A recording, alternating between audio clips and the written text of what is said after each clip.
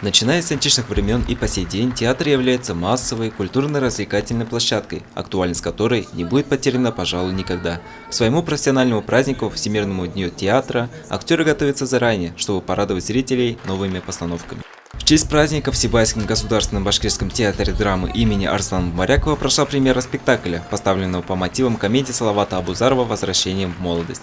Режиссером выступил Вадим Гельманов. Само название говорит, наверное, за себя, то, что возвращение в молодость, что это? Это и романтика, это и любовь, это и комедия, это и фантастика, поэтому здесь есть все. Приходите, смотрите, с удовольствием смейтесь.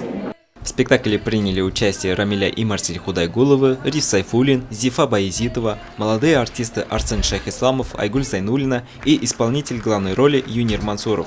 И пока они готовились к выходу на сцену, остальные коллеги и администрация учреждения культуры поздравили зрителей с Днем театра.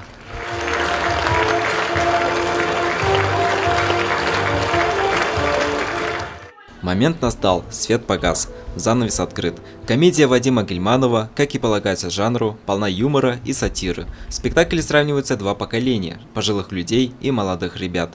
В некотором роде раскрываются адаптационные проблемы людей старой закалки в современном мире. Основной момент, на котором основана постановка – это возвращение главного героя Мунира в молодость. Старик превратился в юношу. Нестандартные ситуации и захватывающая игра актеров делают спектакль интересным любому зрителю.